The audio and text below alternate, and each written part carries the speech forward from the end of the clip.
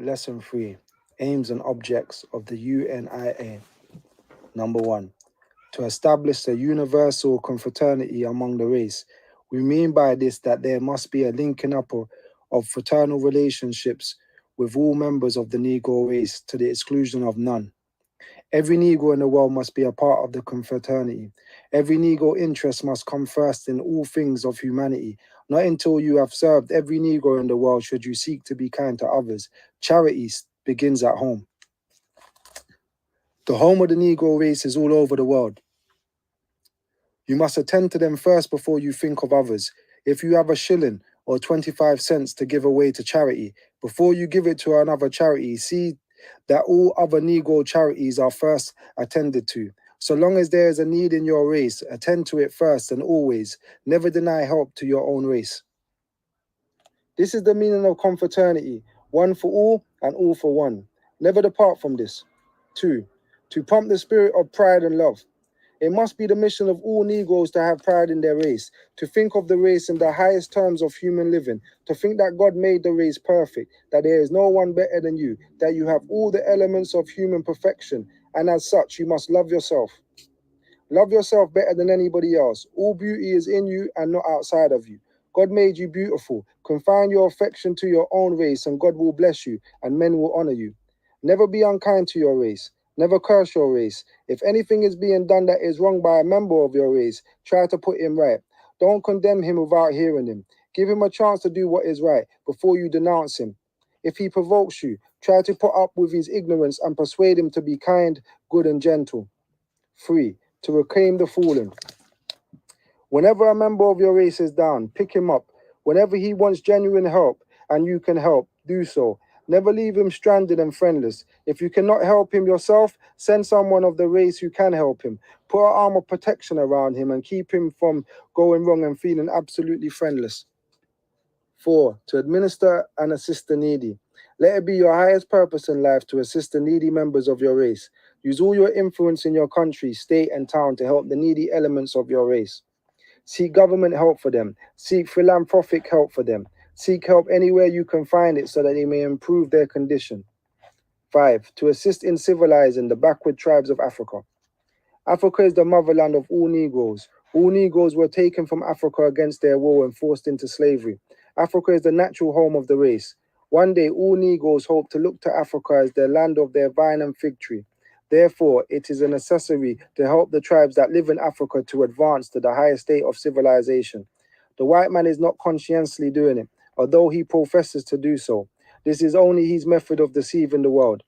It is the Negro who must help the Negro. To help the African Negro to achieve civilization is to prepare him for a place in a new African state that will be the home of all Negroes. 6. To assist in the development of independent Negro nations and communities. The Negro should develop every section of his communities in which he lives, that is his, so that he may control that section or part of that community.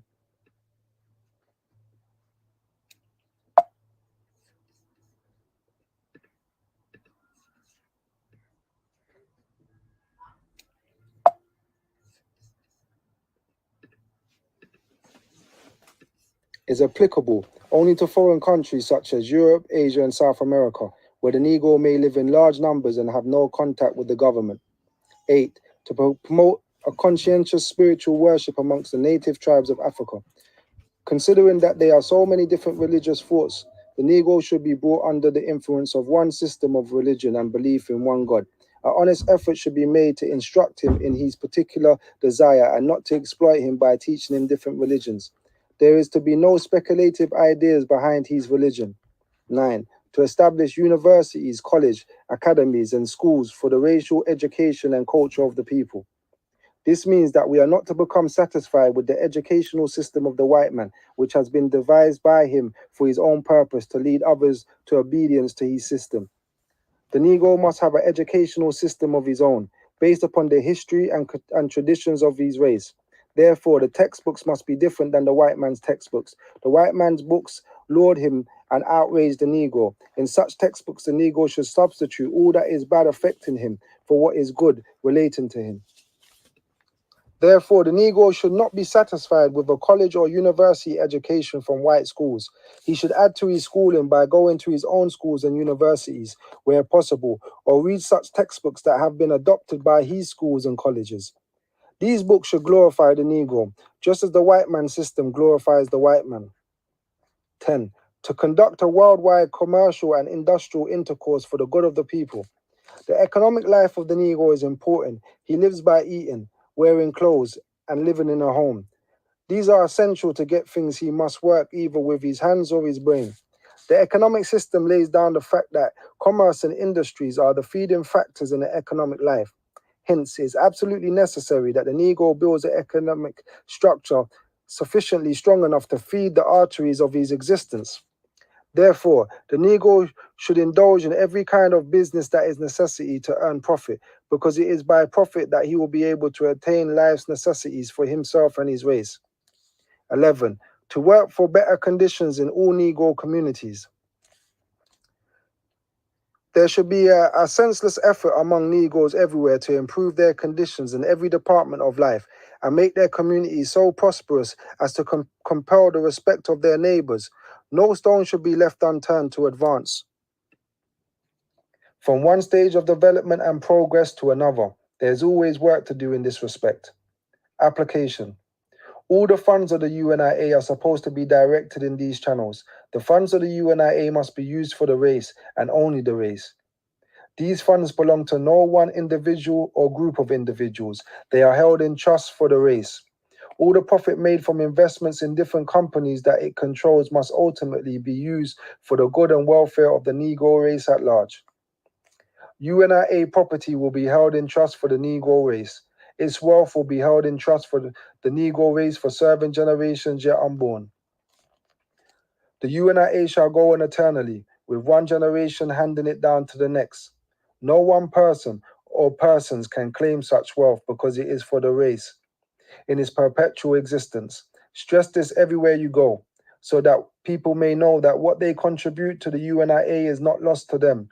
Let them know that their future generations may benefit from the gift they give today. Black nationalism. The combination of the efforts of the UNIA must end in Negro independent nationalism on the continent of Africa. That is to say, everything must contribute towards the final objective of having a powerful nation for the Negro race. Negro nationalism is a necessity. It is political power and control. No race is free until it has a strong nation of its own system of governments, and its own order of society. Never give up this idea. Let no one persuade you against it. It is the only protection for your generation and your race. Hold on to the idea of an independent government and nation as long as other men have them. Never be satisfied to always live under the government of other people, because you will always be at their mercy. Visualize for yourself and your children and generations unborn your own king, emperor, president, your own government officials and administrators who look like you. God never could have intended to make you look as you look and as you are, and make your king, president, emperor, or ruler of a different race than you. This must not be a license for you to disobey the laws of kings of other races or rulers of other races while you live under their control. You must always seek and work for a government absolutely your own, where you and your children will have the chance, like anybody else in the state, to have a chance to rise from the lowest to the highest position, which you may not obtain under other governments. While you are under alien governments, get the best out of them as the rights of citizenship, but always have in view doing something to make it possible for your race to have a nation and a government of its own. Speak of this, dream of this, work unceasingly for this, and never forget this, for this is the great task of the UNIA. Never confuse your ideas about Negro nationality with that of other people, so as to think that their nationality is good enough for you. Never think that if Japan gains control of the world, they will treat you better than Anglo-Saxons or Latins. Don't think that if the Chinese or Indians get control of the world, your position will be better. All other races and nations will use you just the same, as slaves and underdogs. Therefore, your only protection is to have your own government.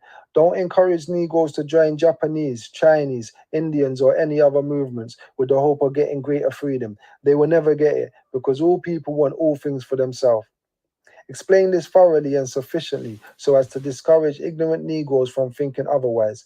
You should teach Negroes to have pride in their own nationality and teach them not to try to wear the garments that typify membership in other nationalities. It is ridiculous, and people will laugh at them for doing so.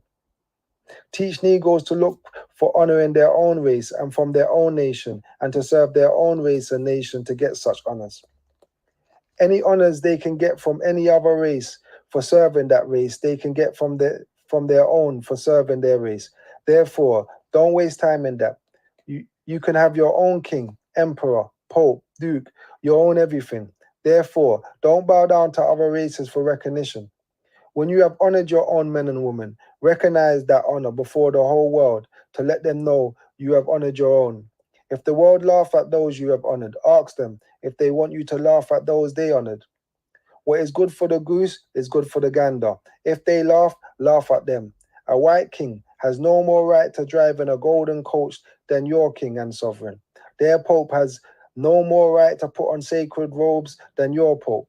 Their dukes and nobles have no more right to be dressed up in feathers than your dukes or nobles. Therefore, have pride in yourself and honor yourself. Don't allow other nations to get ahead of you in anything. Follow the idea of the Japanese. Every ship the other races build, the Japanese build one. Every university the other races build for teaching men, the Japanese build one. Do the same. Always have your own because there will not be enough to accommodate you later on. Create your own. Every Japanese you see is working for the good of his nation. Every white man you see is working for the good of his nation. Teach every black man to work for the good of his nation. In conversations with him, never leave him until you have persuaded him to this line of thought. Go to all your lawyers, doctors, and ministers and talk this into them.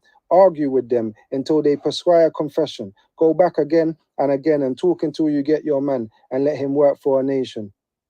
Always talk about a nation. Always feel that you see the nation. Use the object lessons of other nations to convince your people of the reality of a nation.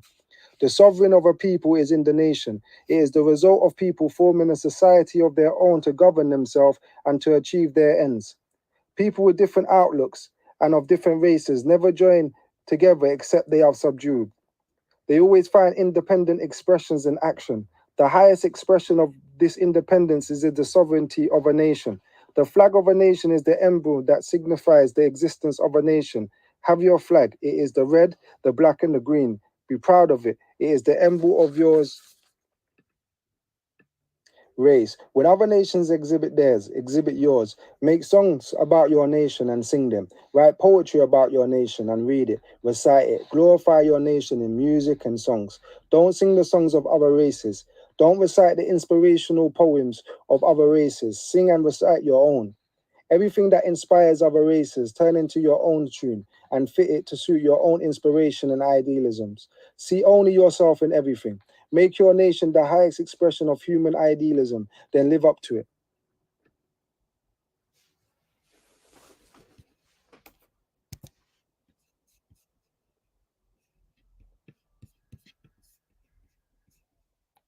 Greetings, brothers and sisters.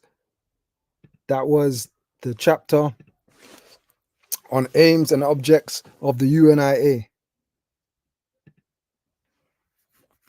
I understand there have been a few technical difficulties. The screen wasn't changing, so I've added a link to the chat where you guys can click on that and you guys can have access to the book yourself if you don't already have a copy of that book.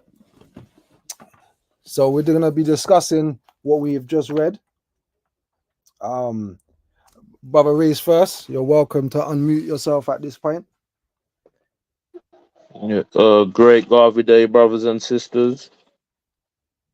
Great Garvey Day to you, sir. Yeah, no, go on. Sorry. No, go on. No, I'm gonna say you can just highlight the whole lesson 3 in it.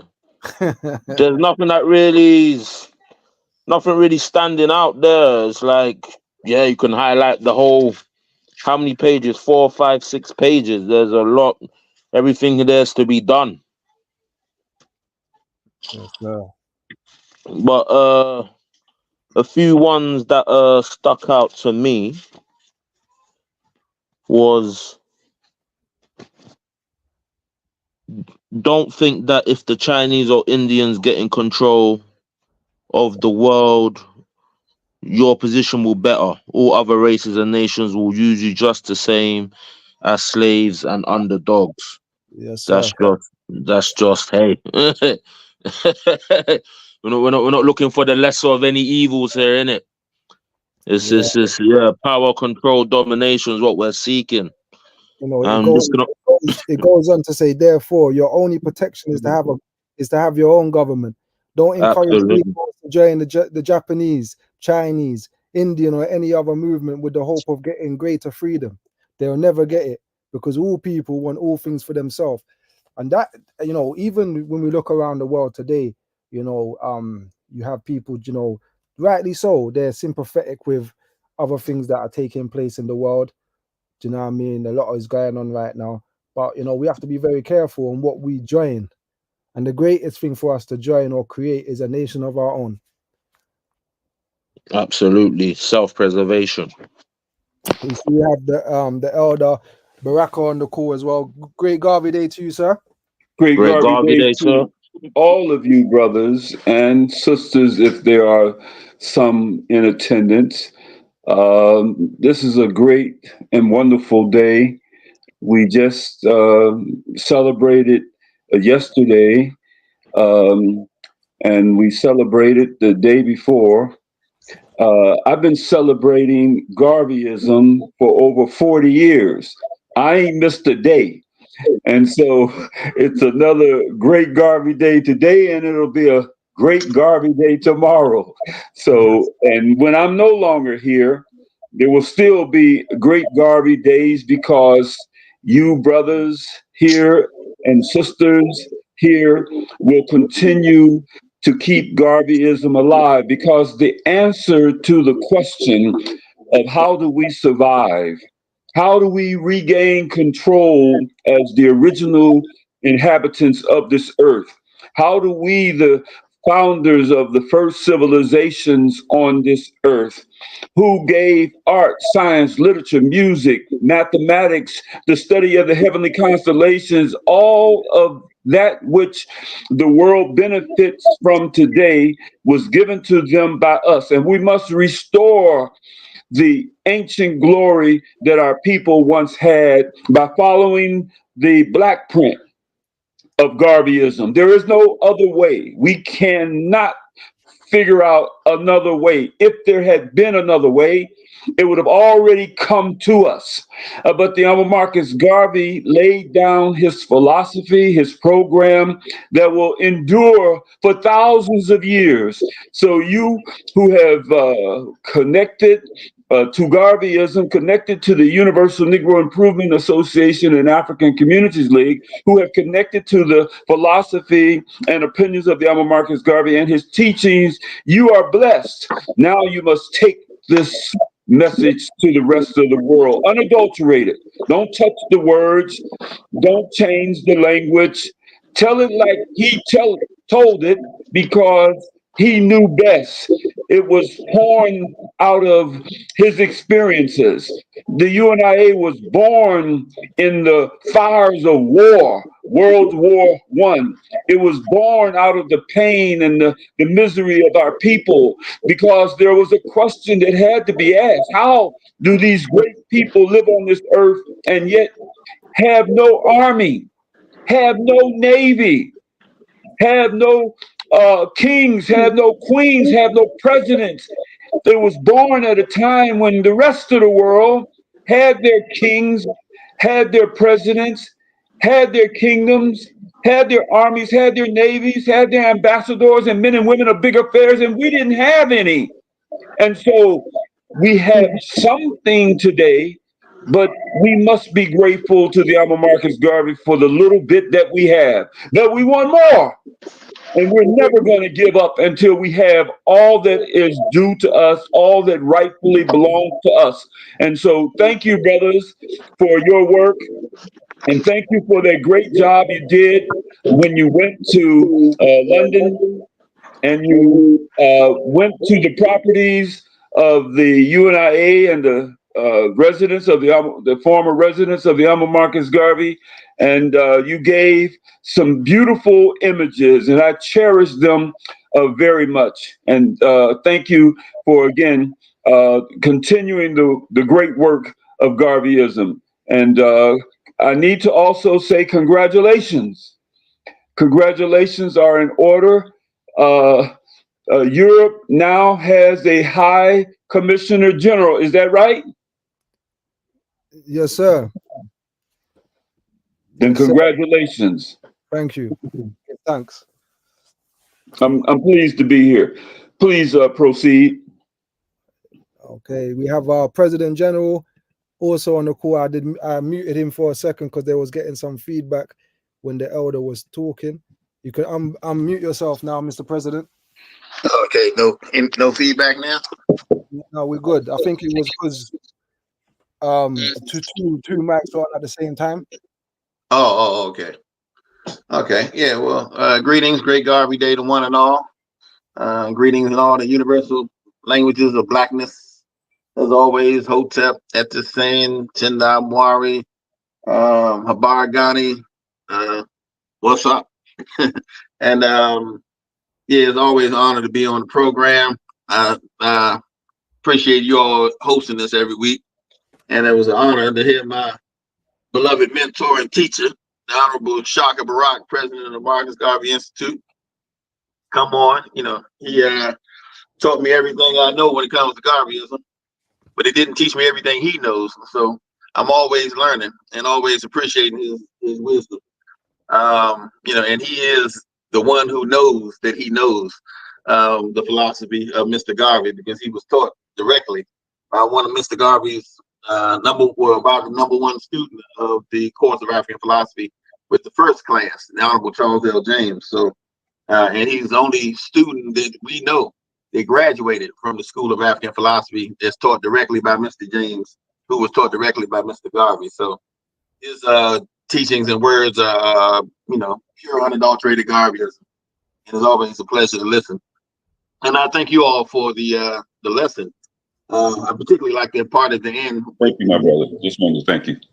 Oh, you know how, yes, sir. And the lesson when it comes to the Black nationalism, what I call the rationalism of Black nationalism. Many other organizations, I'll say, seem like they're too much in love with everybody else, that they want to be in solidarity with the Palestinians, they want to be in solidarity with these folks and those folks, and Russia and China and Cuba and okay, well, I'm in solidarity with my people. Let me take care of the racism problem first. I know everybody has issues and suffer all over the world. We sympathize, but we need to focus on us and stop acting as if everybody else's concerns and needs come before ours. People are so sympathetic to what's going on in Palestine, but apathetic about what's going on in the Sudan. That doesn't make a whole lot of sense to me. If you understand the rationalism of nationalism, because thyself first be true, and you can be false to no other man. You got to take care of home, because charity starts at home. So if we're going to do for our people, we got to make that our first priority. We can't keep trying to be a bunch of get with nitwits for every other race on the planet, and think we just going to join in with their struggle, rather than take care of our own problems first. So Mr. Garvey's ability to see that what was good for others was good for us. If they have an army, we need an army. And it's not enough to have a clique or a gang or some little small group. Nations don't respect, armies don't respect gangs. They don't respect, cliques and all this kind of small, narrow-minded nationalism. They want to see true nationalism. So when you come, as Mr. Garvey did, as one worldwide African empire, that's when they started making moves. That's when they started getting nervous. That's when they see, okay, we're gonna have to deal with these people, because they can match us. We have, soldiers deserve soldiers in the battle. No soldiers are scared of, women and children. You're scared of another soldier. Well, that's when you start, negotiating diplomatically. But when we don't have these institutions, when we don't have, our own banks, our own land, for that matter, without, being in some commonwealth with some European nation, or having to get some Asian country to build our African Union headquarters. All these kinds of crazy things, relying on everybody else and not using the genius that we have and the labor that we have to do things for ourselves, to know that we can do things for ourselves, to demonstrate it. That's definitely antithetical to everything Mr. Garvey stood for. So knowing for self, producing what we consume, that's how you defeat slavery. That's how we regain power over our own affairs and stop being dependent and be truly independent. But yeah, the aims and objects go a long way toward teaching those ideals and instilling them deeply into our hearts and minds, so that if we learn to embrace them more, we'll be a lot more advanced as a race of people, and not be the laughing stock of the planet.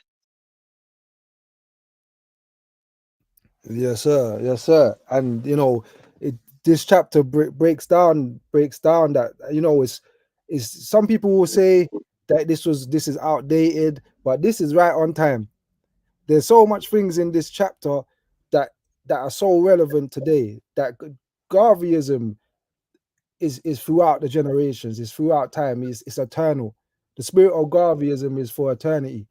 It can't be changed. There's no need to change. If it ain't broke, don't fix it. So one of the things also that I want to big up our newest member, Sister Nisha, she's on the chat as well. Great Garvey Day to you, sister, before I commence to discuss some more. Great Garvey Day, my brother. Thank you for having me and me to be here. It's always an honor to be amongst my people that are great, that are also doing the works in the community. I'm always about race first. I have been for a long time. It's important. And I'm going to just say on you, because I know everything you just said was a slight thing at me, because I'm always saying, things can be updated, but I feel like this chapter is definitely relevant to today. Absolutely. We have to love ourselves. Loving each other means that you have to love yourself first. And if you can't love yourself, then you can't love each other. And we have to be able to work together, but you have to love yourself first. We have to be able to give to our community first. We have to be able to do for self first, because that's when the strength comes within the community. And that's where trust comes in. That's where love for oneself comes in. So I feel like this whole chapter, and I was actually reading it today, is very relevant to today, because we're in such discord with one another and with self. And there's so many things that have moved through the time of, rising mental health within our community and so on and so forth. So we have to have even more patience with ourselves than we ever have had before as well. So yeah, that's all I kind of got to add at this point in time. But thank you. No doubt. Thank you, sister. No, it wasn't no dig at you. I was just speaking in general. I was just general speaking. But it's when reading this chapter, like I was mentioning about, he mentions about people wearing garments that seek membership in other nations or nationalities.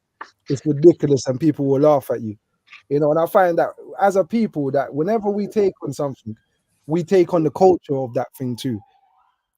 So you see that some people might change faith into the faith of Islam, and then they start dressing like an Arab now. They start watching kung fu movies. They start wearing Chinese clothes. Whatever we do, we seem to take on the culture of other people, and we become a laughing stock. But when we live our culture, when we embrace our culture, our lifestyles, our customs, our traditions, people have to respect us. And that's why Garvey was saying that we must have people in our own race that we honor, and we must show the whole world that we honor these people. And if they laugh at us, we must laugh at them. That's very important, because a lot of the times some people may hide that they like Garvey or they're into race first philosophy. They want to hide it. Don't need to hide it. Every other people on this earth is practicing the doctrine of race first, but us. I said that to someone just now, just saying that to my cousin. It's actually true. We're the only people that hate ourselves the most. And obviously we know why. But at the same time, it's like, how much bad things are they going to do to us for us to wake up? How much longer are they going to be able to kick us down before we can wake up? Like, wake up.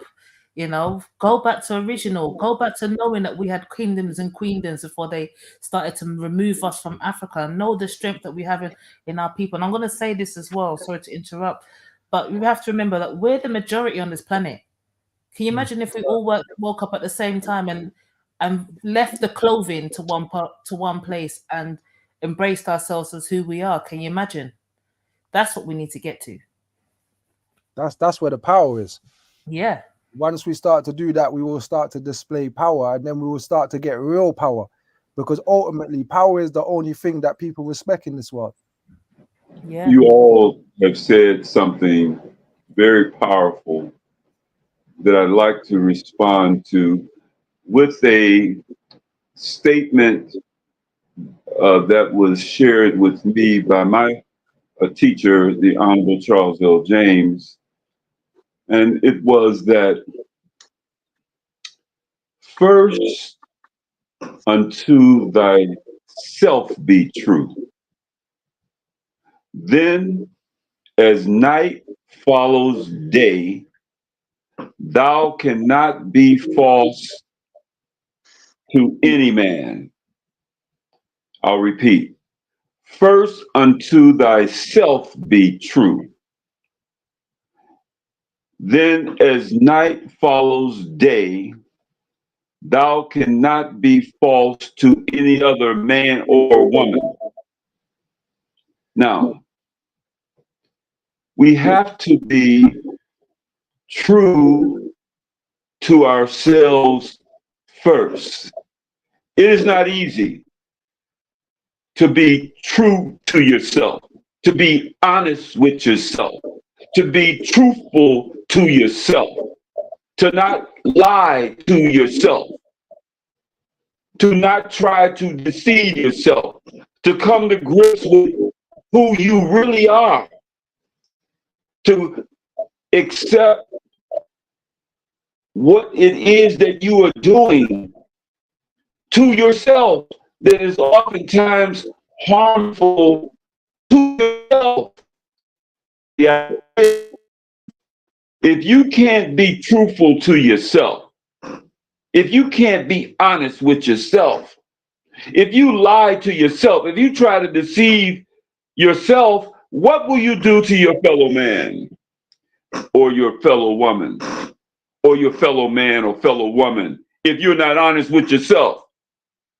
There is only one thing that you can do to your fellow man or your fellow woman if you are not honest with yourself. There's only one thing you can do to them if you're not honest with yourself. You're going to lie to them. You're going to cheat them. You're going to hurt them. There'll be no true race first if it doesn't start with you. Self first. There'll be no love of the race if you don't love yourself. If you get up in the morning and you begin your day without first acknowledging you and your creator, then who is it you're moving into the world? Who is it that you will be moving among the people? Who shows up when you show up? If the liar shows up, if the deceiver shows up, they're there to lie and to deceive. All I'm saying is, first unto thyself be true. Please be true to yourself. Be true to yourself when you think about bad habits. If you got them, you have to get rid of them. You have to acknowledge them, and you have to figure out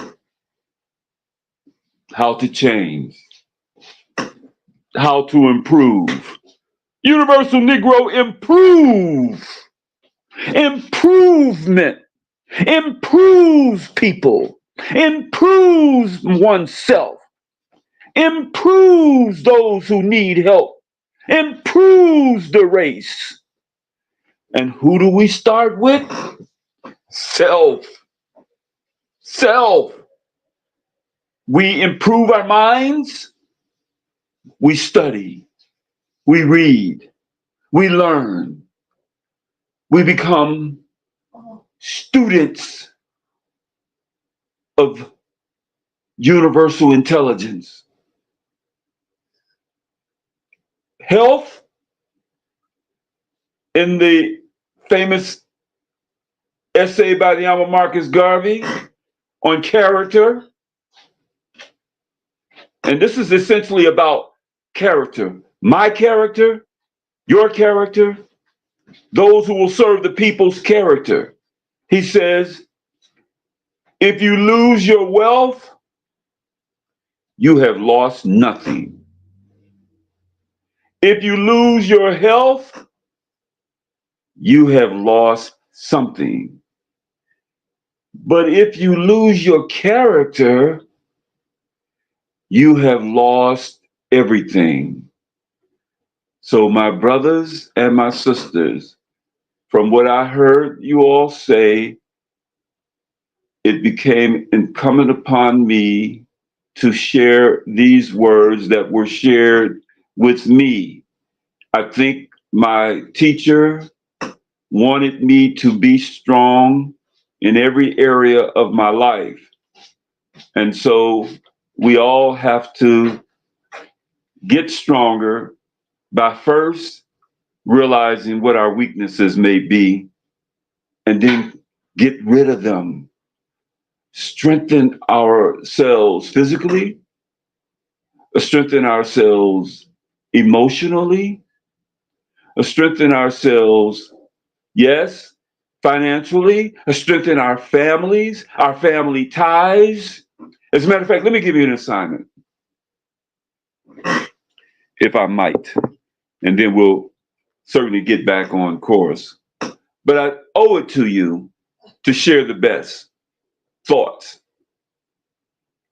that I have. Here's the assignment. I want all of you within the sound of my voice, don't share this with anyone else. You do it. It's for you. I want all of you to make contact before the day is over with 10 people that you know. And I'm sure all of you know at least 10 people. Contact these 10 people and say, in words of kindness, I just wanted to say hello to you. Let them know you don't want anything. You weren't looking to do anything with them. You just wanted to say hello and see how they're doing. And then move to the next person and the next person and the next person. You're going to build something up in yourself that allows you to reach out to your people in the spirit of love. I'll stop there.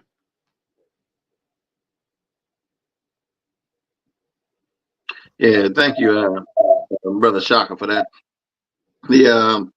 I was thinking about that as you were talking, that when you look at the aims and objects, because our race has gone without a true set of aims and objectives for a long time. We kind of floundering about as if we're disconnected and have no aspirations or no interest, that anyone cares to protect and try to secure. And when we have no, agreed upon aim, we just, going about any direction and all directions at the same time, disjointed, and we'll never be effective or strong enough or organized enough to do anything. So to have these goals, to have these objectives, to have these aims that we are centered on and collectively working toward them, just like every other community does, every other race on the planet has its directive, so its ideals, and they work and build institutions to fulfill those objectives. And we have been so long without it. I remember Dr. King, in speaking about Mr. Garvey, said he was the first to give us a sense of personhood and to restore our sense of dignity and destiny, a sense that we once had in traditional Africa. and then somehow it's been, beaten out of us. It's been culturally redirected away from us, and so now half of us don't know who we are, and those who may have some race pride, don't want to work with others because of religious differences or political differences or cultural differences. Everybody has an excuse not to consolidate and fight racism as a race, and not come together and build racial power for our community as a race. We got a million reasons not to do this, not to do that, but none of them are actually logical. None of them are actually sensible. You can't, fight racism just because, you got a booba and a lapa or some kind of, cultural head wrap on. Those are useful. It's empowering, but it's not, it's not enough. Like when the white folks came to Africa, like I mentioned before, um, we were all kinds of cultural. We had every, Yoruba, Khan, Ashanti, Fulani. I mean, we had culture, 10,000 tribes throughout the continent of Africa, all the culture in the world, every god you can conceive of, every practice, culturally. But they still came over as one race. They had their cultural differences, but they came over as one unified race and, whooped us from pillar to post and took over all our land and snatched us and took us anywhere they wanted to. And we seem almost, uh, powerless to stop it because we were thinking as tribes, we were thinking as nations, we weren't thinking as a race. And had we been thinking as a race, outnumbering them and actually being in many ways far more advanced than them culturally, spiritually and thinking and all that kind of stuff, well, we would have whooped them, wouldn't even let them get on the shore. They wouldn't have made an inroad had we been thinking as one unified race. But we were thinking, that's their problem, not our problem. They invading them, so let them deal with it. And had we, known that they came for them at night, they coming for us in the morning, and thought like a race all the thing, we would have been able to run them out of there, and they would have never made a foothold in Africa or anywhere else where Black people are. But because of our being disjointed and disunited and disorganized, yeah, they do anything they want anytime we want, confuse us, lying is thinking we're a bunch of, puppies, but we're still lions on the inside, and we can tap into that royal divine nature of ours and let us know who we are, what we're capable of, and come together and organize as all other people should, we'd have a much different reality today. We'll be begging and pleading and crying and wanting things from other people that we should be able to provide for ourselves. If we provided for them, I mean, we provide all the wealth and the power for other people. Why not for ourselves? They can't stay away from Africa. They tell us not to go to Africa, but can't get them out of there. So a lot of these lies have to be deconstructed and truth reconstructed so that we can begin to see, our path forward. But these aims and objects go a long way. Each and every one of them, confraternity, the spirit of pride and love, the claim of fallen, assisting the needy, educational institutions, commissionaries organized in the way, to think in that format about our racial condition worldwide is what will put us on the path to being, again, a powerful, sovereign, race of people who can control our destiny and not be controlled and ran about all over the globe. So I don't know. I just love reviewing the aims and objects and the genius behind constructing them, so that we can have our marching papers everywhere we go. We know what we're working toward, and this perfect amalgamation of these universal principles, as the sister was pointing out, these are timeless. His brother Minister Commissioner Ahmad Jalil was saying, this is a timeless philosophy. These are timeless ideals that every generation 2,000 years hence will still be following and pursuing. And because justice is just like freedom, you can have it, but you can also lose it. So you don't just get it and say, okay, we've done the fighting, everybody can just give up and go back to doing nothing because we got our independence, so we got some kind of power. You got to fiercely maintain and fight to maintain any kind of power we get. So these objectives are going to be something that we're going to have to embrace and have to have, thoroughly instilled into all generations, so that we can maintain any gains we make over the next few years, and have some definite goals and objectives in mind, in line with the aims and objects of the association, so that we can measure ourselves, our success. Because Mr. Garvey was talking about history as a guidepost. It tells the nation, how much progress it has made and what direction it's going in. And so if history is that guidepost, yeah, let us mark a path forward and reach it and keep going forward until we're getting everything we desire for ourselves, and then we can start showing a little charity and kindness to others. But until every Negro on the planet Earth has had his needs fully met, we don't have time to be crying crocodile tears for other people. We got to look out for our own kith and kin. You can't go feed the child down the street when your own child is in the house starving to death. You got to take care of home first, and we need to take care of home. So these angel objects are just they're so essential, but sometimes we kind of gloss over them, overlook them, read them real quick, and go on to something else. But we all really should commit them to memory, and like the Ten Commandments or anything else that other folks value. This got to be part of your DNA, your makeup. Yes, sir. 100%. 100%. I know for some people, this may be new to you, but try to study it.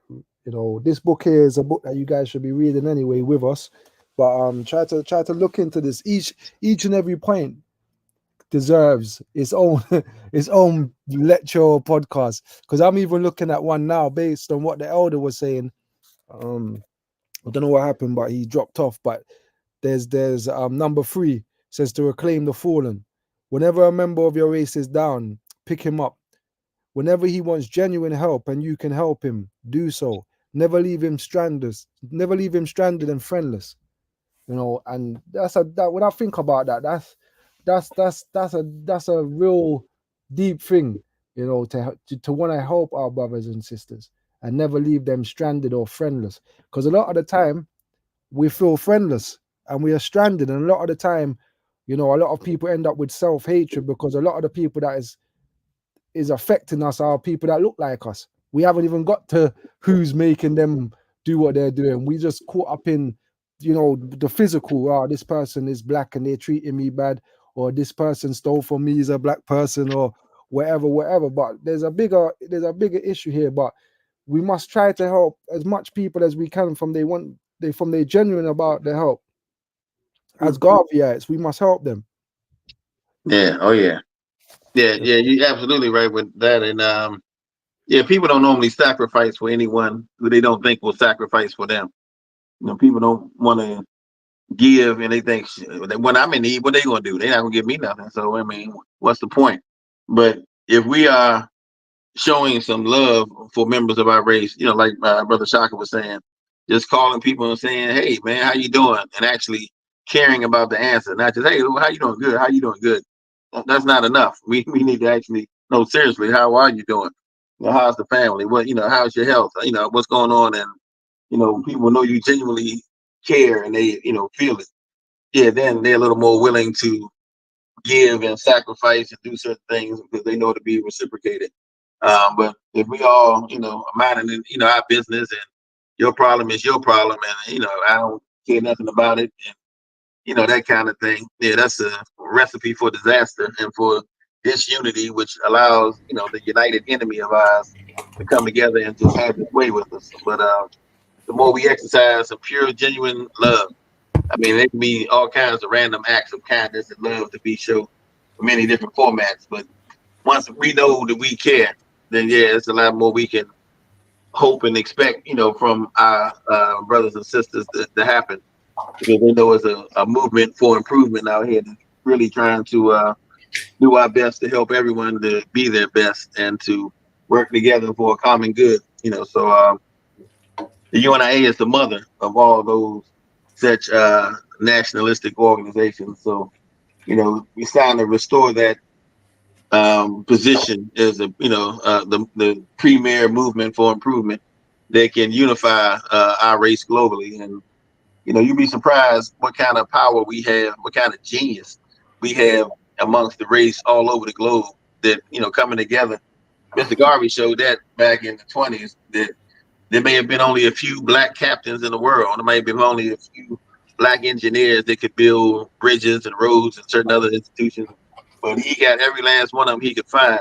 He organized millions of people and got some of the best and brightest minds to come together and help started building all over the globe. So many of the first hospitals, first banks, first black owned and operated institutions were done by Garveyites with that same spirit in mind, with that same attitude, which helped us as a race to move forward and gaining some independence in Africa and the Caribbean and other places around the world, even some independent black communities in Europe and America and other places because of that spirit of Garveyism. So I know in America, the Black Lives Matter movement is taking over with this BLM sign. But if I say if you're going to BLM, be like Marcus. That's the only BLM I'm thinking about. Try to replicate that success by, if you want what somebody has, you got to do what they did. And the most tried, tested, and true formula for success has always been up till now, and I'm sure will be eternally. Mr. Garvey's Universal African Nationalist Philosophy and Program, UNIA. So I'm grateful to be born in this generation, and grateful to be a part of this association. Ready to do my part. Can I say that I love what you just said about the BLM? Be like Marcus. That's a great acronym, and change it to what suits us best. And just back to what Brother Shaka was saying, when he said about reach out to 10 people. Recently we've as a brother in the UK, he's actually from the States, and we found out that isn't very well. And this is a real patron in our community. He's been doing the work for us, and we just found out that he's not been well. And if we had just maybe had a contact that we could contact him and know what's going on, we might know that he wasn't well. There might have been something we could do to support. So we need to be able to check in with one another. Because again, checking in with one another is checking in with ourselves. And as hard as it can be, life is going on day by day, and things are happening. There's always something in life that's going to come up, but we have to take a time for our people. That's where the unity comes, when we're reaching out, because then they reach out to us, and then through reasoning along the line may come up something to do with the UNIA, or something to do with Marcus Garvey, or something to do with race first, that pricks a person's idea, into what they need to do or who they are and the things that are going on in the world, that they can then seek their own people to strengthen their own lives. So, it's very important that we connect with one another and stay in touch, and look out for one another, because looking out for one another is looking out for self. Yes, indeed. Fully agree. And when you look at a UNIA division, how it's structured, how it's ran, a division is a strategic business unit of the parent body of the UNIA, and so it's like a nation is a component of the empire, but it's a smaller version of the empire in the same way. You have a international organizer, then you have a local organizer. You have a president general, and you have presidents. You have chaplain generals, and you have the division chaplains at each. One corresponds. Even not only are we strategic social units like the Black Cross, nurse, and respond through the directress. We have also the Universal African Legion. We have the motor corps, all the institutions that are needed, schools, etc. Universal Olympic Universities, all these kind of things that are components. They're strategic units of even business units in the community, so that each need of the race should be addressed. If there's need for a good and welfare committee within the local division to call and check on the elders and check on the sick, and to do follow-up and make sure everybody has what they need, and working together. And we have to put together some institution that circumvent racism by building our own institutions that we need, whether it's funeral services, whether it's child care, whether it's having our own insurance company. But we set up a credit union before we can form banks, with things that address the needs of the community. Even having a health center, something that serves us, and we don't have to, like in America, we go get sick, disaster strikes, we got to go to the Red Cross rednecks to treat us, and they're going to treat us last and worse. But if we had the Black Cross, we're not concerned about them. They see us and they see themselves, they see their brothers and sisters, and they'll do their best to look out for us the way we would look out for them. So when you had the spirit of pride, love, and confraternity going around, and people genuinely care for one another and use, like I said, the UNIA program the way it was designed. Um, all kinds of things begin to emerge. People really do a lot. In fact, that's one reason in Belize, Isaiah Mortar, who came to the UNIA convention back in 1922, one of the wealthiest black men in the world. He loved what he saw.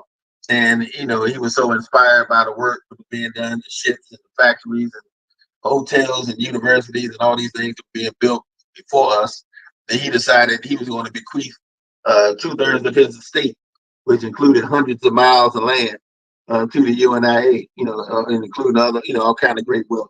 So, these types of things materialize when you are doing good and you're helping people and people are feeling the difference. They're not just, seeing you doing photo ops for the news or for the camera or trying to give a bunch of lip service, but then have nothing behind it. You are actually doing the work. You don't have to really boast about it. The people will see it.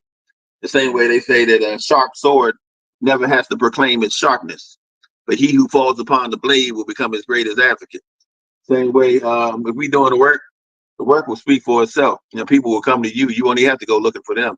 They'll be knocking the door down, trying to join the UNIA and be a part of it. So I mean, the more work we do, the better it is for all of us. I know sometimes we give and give and give and think, oh, people don't appreciate it, and they, they're not feeling what we're doing, and maybe we wasting our time. Maybe I can put my time more into me, making myself wealthy and not care about nobody else. But that's a recipe for disaster. We really have to stick to the aims and objects because they're our only solution to truly being powerful. You can be powerful and rich personally, but you're going to eventually get that, what we call over here, a Negro wake-up call. Uh, when, O.J. Simpson thought he was powerful, and Bill Cosby and all these other people, until they put that smack down on them and let you know what they really think of you. And you're not as nearly as powerful because you got some money as you think you are. So having the people, that's the true power. Having, people who looking out for other people and working together and building collective institutions. That's how we collectively grow in power. And they mess with one of us, they messing with all of us. United we stand, divided we fall. So and death before dishonor. So when people start having these values and these, aims and objects in their lives, we're untouchable. And anybody who tries to touch us will get touched themselves, and in very uncomfortable ways. So I mean, folks won't come at you when they know its consequences typically. But right now, yeah, we, as a race, not nearly as organized as we ought to be. So I mean, and race organizing doesn't just come from the easy road of those who already have some degree of consciousness. Normally, when we think about, having a pro-black, African-centered program, we invite other pro-black African-centered people out, and that's all we worry about. How many of these people with locks and with dashikis we can bring out to a program, while ignoring the 95% of the people on the street who don't know the first thing about the history and the culture and everything else, who we really need to be bringing in. That's why they used to say, when biblically, when Jesus was consorting with the prostitutes and the thugs and the robbers, and the Pharisees was saying, "Hey, what you doing hanging with these kind of people? I thought you were a minister." And he said, "Yeah, the sick need help, not those who claim they so well and have everything they need. Now, the ones who got the strongest need to be addressed the strongest. So those who need the program of the UNIA, those who need Garveyism in their life, those are the ones in the street that we need to really be bringing toward the fold. And the more they see what's going on, it'll start changing everybody's reality. That's how the Black Power movement, really sprang up back in the day. The people start, getting them pride in their identity and, picking up their head with bushes and started wearing, the Black Power fist and, coming out, people getting pulled over by the police, 20 people surrounding them and making sure they do everything they're supposed to do, or they want to, take some action against the police. But when people started coming together as a community, and that sense of community came out, they having block parties and feeding, the children before they go to school and all these types of things. These are, programs that endear the community to your work, and the work itself begins to, bring them into the circle, and we have action then. But just having a Garvey Memorial Society and using something a movement's supposed to be moving. You can't follow a parked car, as one of my leaders used to say. So we got to reach out into the community, door to door if need be, and start letting everybody know the good news of Garveyism is hitting the country, and we're going to do our thing. All over the globe, and they're welcome to be a part of it and join in whatever way, the capacity they can to support the work of racial upliftment. But this got to be the order of the day.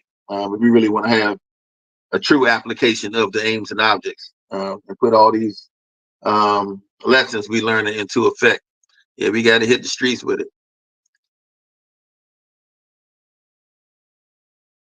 Yes, sir. Yes, sir. We have to. It's fundamental that we reach those people, because that's the mass of our people. The mass of our people are not the ones that's in these small little meetings that's taking place. The mass of our people are on the streets, and anytime that we can connect with them, the movement will start to grow.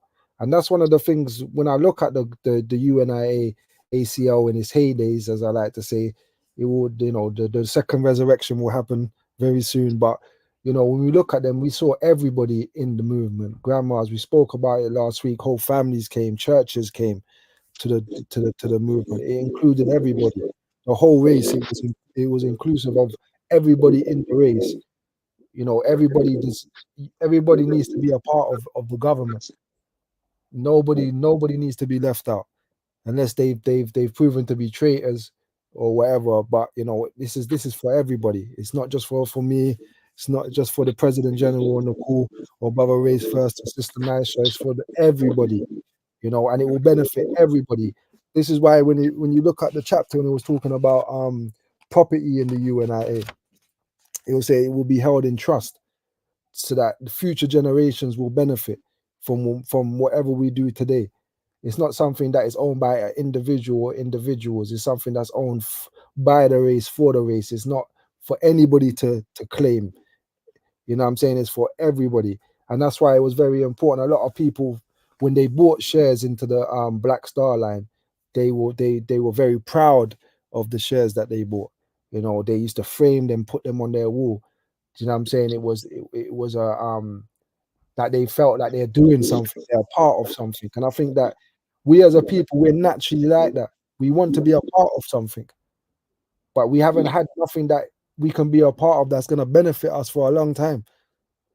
But if you look now, the churches are full, the mosques are full, the gangs are full, the prisons are full. We always are a part of something, but we need to be a part of something that's going to uplift us this time.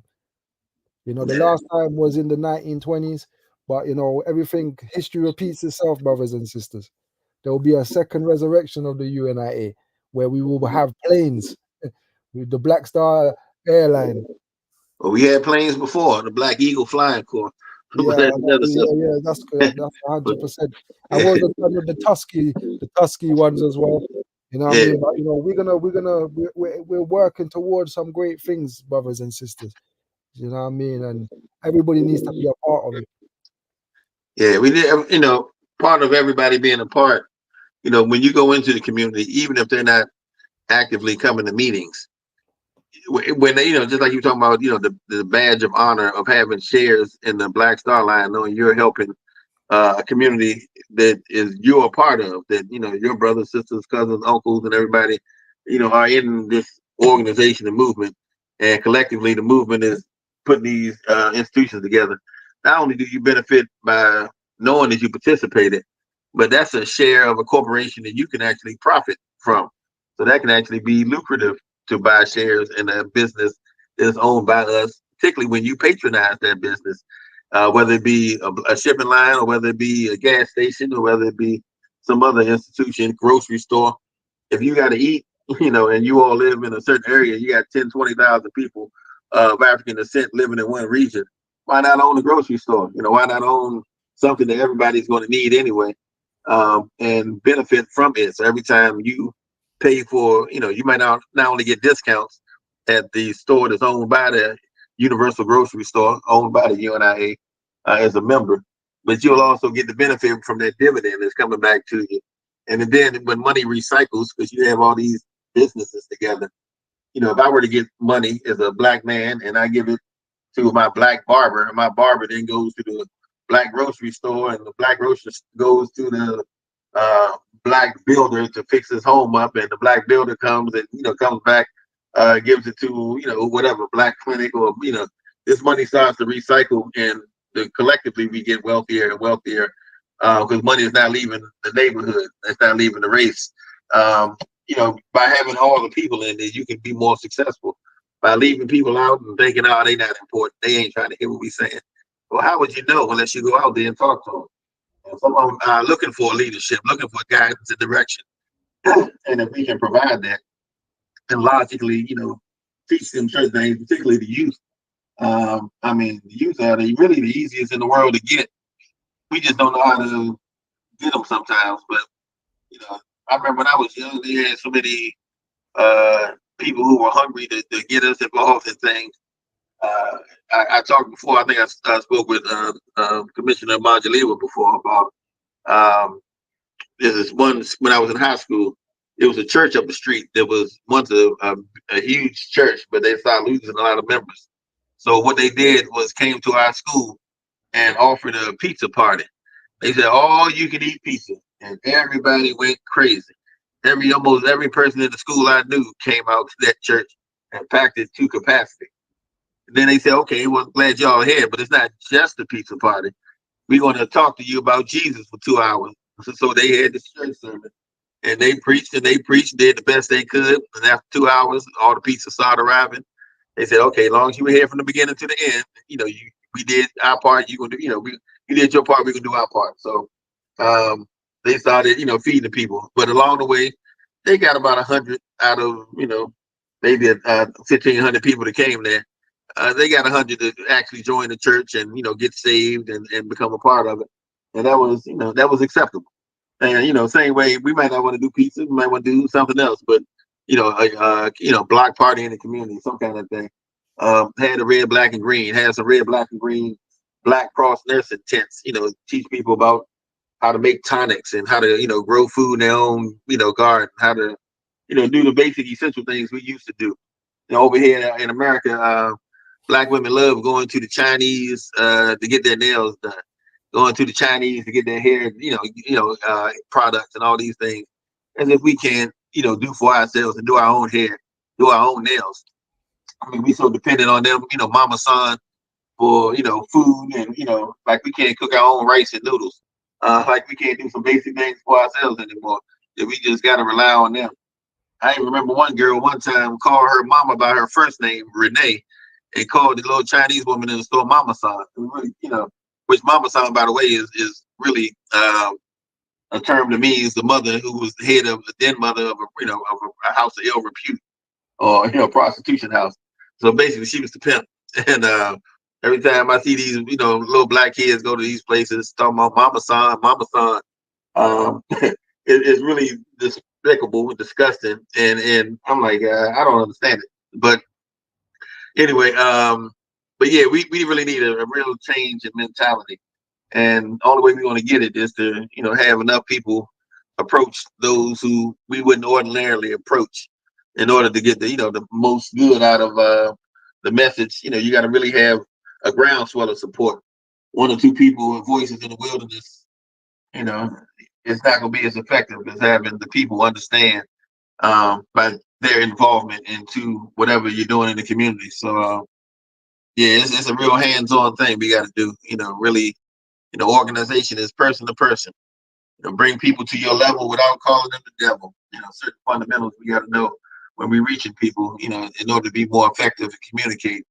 But they'll come, and if they don't come, hell, at least they'll respect what you're doing. And so when people want to rob your health center or something crazy, they can say, nah, don't mess with them. They good. That's my people. They don't do nothing but help people. Don't mess with them. They the right type of people. So the sisters will get respect. The brothers get respect in the community. So the more you reach out, the better the results will be. But failing to reach out is planning to fail in your mission of organizing this confraternity amongst our race.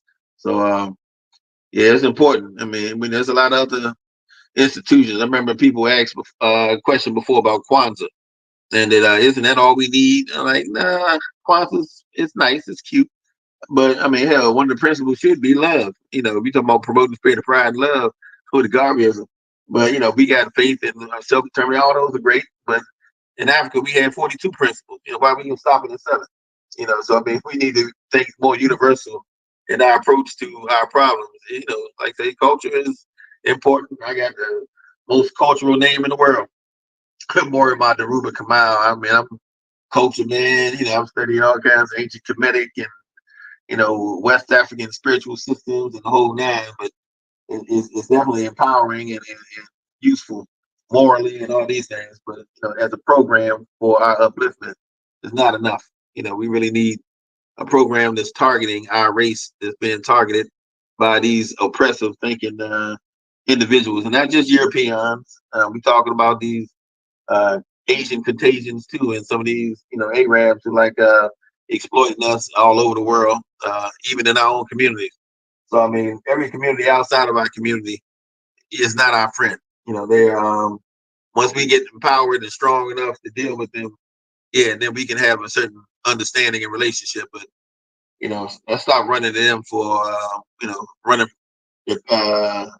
from what do you say, from Jesse James to Frank James, or running from one oppressor to the next one who's going to exploit us for being too weak to organize and do for ourselves. And we can't get away from it. Yeah, that's right, sir. And the Jews, they practice this. You're talking about the money circulating. Their money circulates in their community. Some people say 7 times, some people say 10 times, but the point is it's being circulated in their community. When we get paid from the man, it goes right back to him. It's like working. I always just say it's like working in the sports shop, and then when you get paid, you spend all your money in the sports shop. So you work for free. Right. You basically work for free. Your money is not working for you. You're not building power with your money. And you mentioned about people don't have to join. We don't ask people to join, but we want the people to see us. We want to talk to our people. We want the people to notice us. If they're in help, we want to help them. Yeah. Yeah, and then they will say, oh, these are, like you said, these are good brothers and sisters. If we had a shop, they'll be like, yeah, allow their shop. If there was a riot going on, they'll say, yeah, leave this shop. And that's happened. Riots have taken place in this country, and certain black stores never got touched Mm-hmm. because people respect the owner of the shop, etc., etc. So, being visual in the community, helping those your brothers and sisters in the community is very important in your local areas, in your neighborhoods. They're supposed to know you as a man that cares about our people, and they're gonna know by not just your words, by your actions. Do you know what I mean? And give thanks that we've been doing that for years. Like, people know us in the community for caring. If they don't say, if they say, well, they ain't really done nothing, they'll definitely say that we care. Do you know what I mean? They definitely Right. say that we endorse in the spirit of Garveyism. They'll definitely say that, and that's a good start. That's a good start. Because when they start seeing the Universal restaurant open, the Yeah. Universal barbershop opens, they'll be wanting to attend and say, yeah, I'm going to support the brothers over there. I'm going to support the sisters restaurant. You know what I mean? And people will see the fruits of it. And you also mentioned that when people bought the stocks, the shares, buying into it, that they could resell at a later date if they need the money, and the money will increase. So when people are donating in this fraternity, it's not just giving. You can get something back from your giving. Do you understand, brothers and sisters, that when things are going well, you can use that same stock that you bought and cash in, which Yeah. most people didn't do because they cherish the stock, but it's still there. It's an option for you, brothers and sisters. Yeah. I think that's a beautiful thing. That's a beautiful thing, because we can do anything that we want. The same thing that these Koreans, these Chinese are doing with the nails and these things, our sister could be doing that, and we should be supporting the sister in doing so. I'm not all for the hair messes, the hairdressing, they want to call it, but this is something that we do. Right. Why are we not owning? Why are we not making the money from it? You got people coming all the way from Korea to come to London to open up shops, to do nails. Well, our sister needs to do that. She needs to open up her own shop, and everybody needs to support that. It's a black-owned shop, and the standard is even better. Yeah, yeah. You know, so these are the kind of things I used to make a joke about, you know, to some of my Rastafarian friends. I used to say to them, but you lot smoke so much weed and you lot don't even make a Rizla, a rolling paper. Like, come on, brothers, man. Like, the least you could do is make a rolling paper. I said, all right, then forget that. Let's make some toilet paper. We're always in the toilet. You eat so much drunk, you're in the toilet all the time. Why we got no toilet paper? You know, these are simple things that we need in our everyday life that we are not doing. One of the things about the UNIA, we had these things. And if you look at even Harlem, for example, there was times when the brothers went to the white man for jobs and they said, why are you coming to me? Mr. Garvey got all the jobs. Yeah. You know, That's why this a is lot of what people join. Actually, a lot of them join just for the work. You know, in fact, there was a riot when Agent 800 came into the UNIA in 1919. It was because of a riot that was taking place in Virginia at the shipping dock, and they were nervous that some of these black, you know, ex-soldiers coming back from the war, and not getting, you know, being able to unload the ships, because most of these are white ships, and so the white workers on the dock were getting the jobs first, and the black folks, you know, weren't getting any work. So you know, they were nervous because some of these black folks were UNIA, and they knew, you know, they get some work with the Black Star Line when it comes in Bay.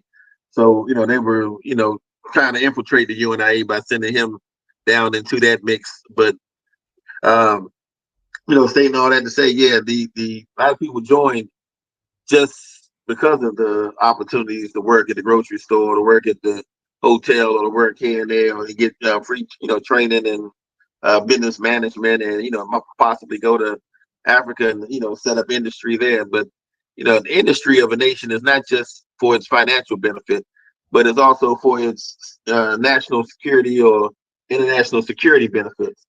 Even, you know, when Mr. Garvey started, you know, the innovate the rubber, you know, from the rubber trees in Liberia, not when he started to, but when he planned to start the settlement in Liberia, the people in the U.S. who were, it was a 1922, it was a group formed called the Council of Foreign Relations. This was a group of uh, department heads of the U.S. government, as well as businessmen, who were looking out for the national security interests of the United States. And so they knew other nations had access to rubber and access to, you know, gold and all these other things that they needed, oil, you know, etc. And so they said, where's our oil supply? Where are we going to get this? What are we going to do with this? So in order to protect their ability to be able to sustain a war if they need to, or be able to, you know, to provide for themselves, they would do whatever they had to do, military, you know, options and otherwise, to protect their security interests, because they needed that rubber and they weren't going to let Mr. Garvey get it. So they were prepared to do a whole lot to take that rubber from him if he didn't have a strong enough army to take it, you know, back from them. So sometimes, you know, we look at it as just, it would be nice if we did, but no, we need these things in order to be able to produce the things that we need for our own protection and for our own, you know, ability to thrive and provide for ourselves, you know. So it's an imperative. It's not just, you know, some nicety that we organize industry. And I'm not, you know, just, you know, everybody, you know, like over, you know, in the US, there's a barber shop, a black barber shop, and a black church damn near every corner, along with a liquor store. But it's good to have those industries, but we need some other industries too. You know, we do need Yeah. heat. You know, we do need, you know, plumbers. We need, you know, mechanics. We need, you know, people who can sell hardware. You know, everything that is good for others is good for us. You know, we just organize and have some allegiance to one another. We all, you know, rise. You know, as the tide rises. So, you know, a lot of our thinking needs to really be targeted toward us, and that can only come through, you know, going in the community, having the mass meetings, and bringing in certain business people, and, you know, everybody getting familiar with one another. And you know, sometimes, hell, I guess we might need some red, black, and green stickers to put on some windows, so folks know when they come and pass. Oh, this is one of us. This is a safe business. I can come here and eat all day long. You know, I can come here and, you know, purchase my goods, and my red, black, and green card works. You know, but whatever we got to do to make that black businesses more successful, and good black businesses that are for the community. Not some of them other ones, but and then it's a relationship. Booker T talked a lot about the relationships between the business and the customers. Customers need to have good etiquette as well as the business people being professional and giving the best product. But all that kind of needs to be understood, so that we can help promote black businesses and everybody not come there. Oh, give me the hookup. Well, you act like you own this place. Give me some, extra fries, or give me some extra this and extra that for free. You don't go to McDonald's and all the other places ask for no extra hookup stuff. Why you don't come to the black business and try to rip him off? The same way, black people who in business can't just give some inferior product and say, here, that little bit of rice, and that's all I get. That's all you need. Get out of my face. Man, why would I want to keep coming here? Yeah, I can't even get good business. Yeah, I got to go to white man to get good service. So it's like a two-way street that we need to understand and develop. But I mean, these things are necessary to learn and go through. A lot of the other communities, they use the same model similar to the UNIA. They make it work, and they succeed and become powerful. They'll come into a country 30, 40, 50 deep, and within a matter of a few years' time, own more homes in your community, own more businesses in your community than you do, and have you basically working for them and making them rich. And that's just crazy for us to tolerate that, and just act like there's nothing we can do about it. But we know what the solution is, so we just got to put the fire up under the community to do right and exercise the program, because it's our well-being that's at stake, our children's future, et cetera. And as Mr. Garvey talked about, on this planet, there's finite resources, and every race of people want those resources for themselves. They want the food, the water, the bauxite, the cobalt, the coltan, everything they need to produce whatever they need to produce. So if it's only, kind of like the game, what's that, musical chairs, so many seats left and so many people got to fight over them. You got to be aggressive. You can't, lollygag, so if we want these things, we had to start going our way of producing everything that we need. And they'll spark an industrial technological revolution in Africa as well. But there's a lot of things we need to get straight, and we falling further and further behind, thinking we have all the time in the world, but while others are organizing around us. So anyway, these aims and objects will definitely guide us toward everything we need to accomplish anything we will. Brother, race first.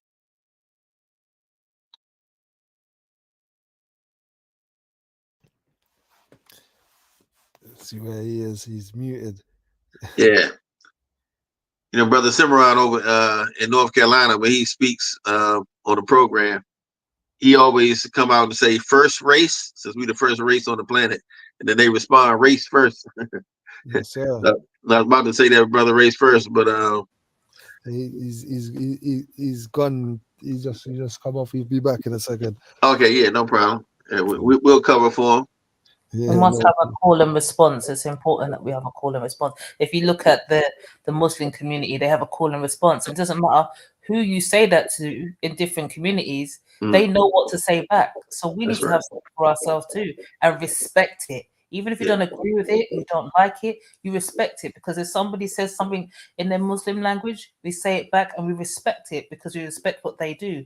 Same thing for us. I wanted to add a point to what you said, my brother Camus. And that was, in terms of, and Brother Race First, and I was talking about this week, when we have the websites up and running, to have a link to different businesses. Here in the UK, we used to have something called the Yellow Pages. Remember, Brother Minister? We used to have a big thick book called the Yellow Pages, and I had all different businesses that you could find access to in the UK. So it'd be nice for us, I think, as part of the UNIA, to have a link to businesses that are race first, that do want to work with our own communities and work with themselves, that we can then recommend them. People can go to our website to find businesses alike within the community as well. So I think that's something, it's give and take. You said about the sticker. This is another way that can be done as well. I think that could be a good idea going forward. Oh yeah. Oh, I appreciate that so much, Queen. That's I remember when Amazon first came out. Boy, if I had my stuff together then, I wanted to create a website called The Nile. damn the Amazon. We need an African site that sells everything, that can distribute everything, that can produce everything. And had I been able to compete with them, we might have been a multi-billion-dollar corporation, and who were not only able to provide services and goods for others, but able to produce those goods and control everything from production to the completion of the raw material to finished product and distribution.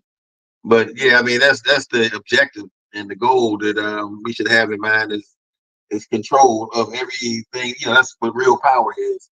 The ability to do that. But not be dependent upon someone else. And that's the power that we've been lacking, that exclusive power. But yeah, definitely I like what you're saying with the ideas about the businesses being connected to the site. That's very important. And it's good. It's important that the businesses get a bump from that they get support and they see that this does work. They don't have to advertise with white folks. They don't have to advertise with others. We got a pulse on the people, and people will respect our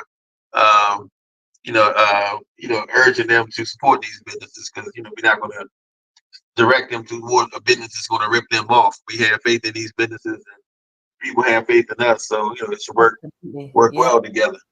Yeah, they won't. There just be any business that because you're a black business that we're going to put you on that side. They need to be vetted, and like everything you said, they're going to get good customer service.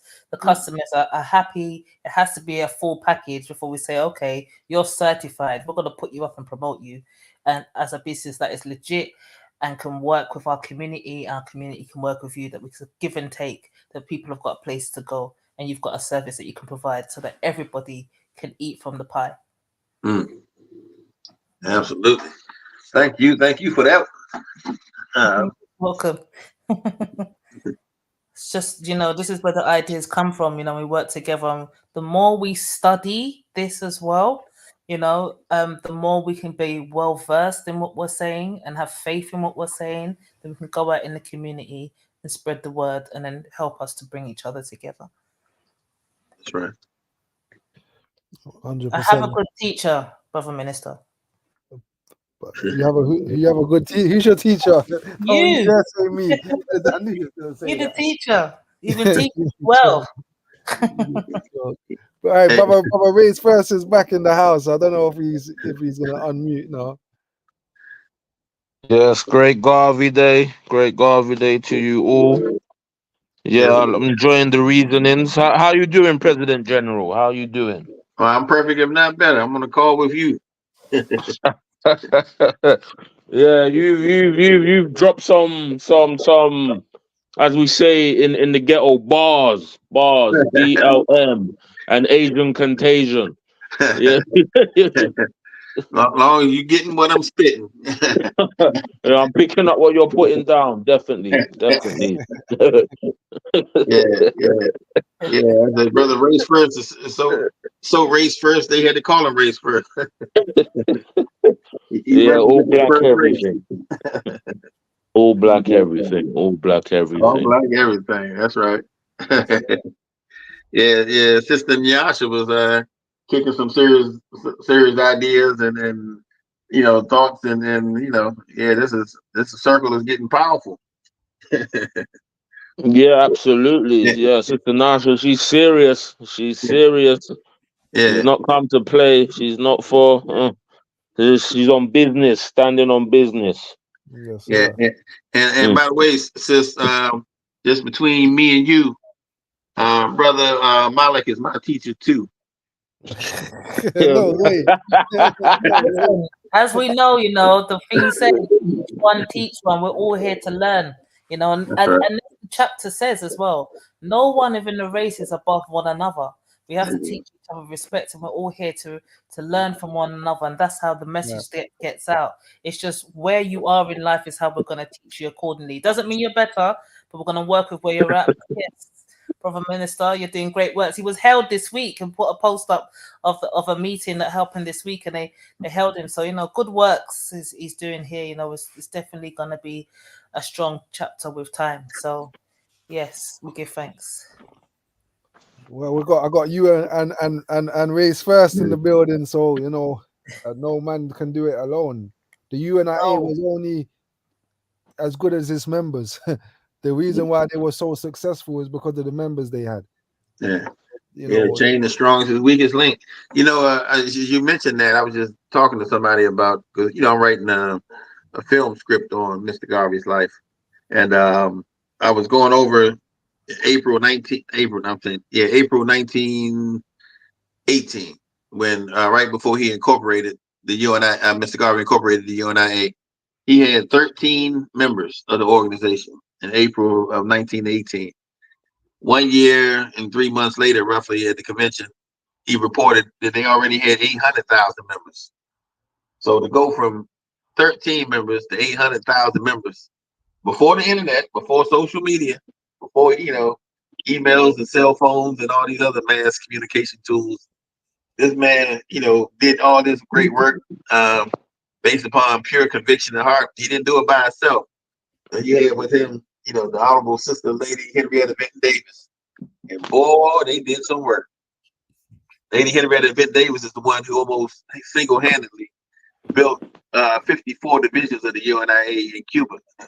This is how she rolled, and she was traveling all over the place for years, organizing for UNIA, and arguably her cousin. I know I sound like Dr. Umar, but arguably her cousin was Frederick Douglass.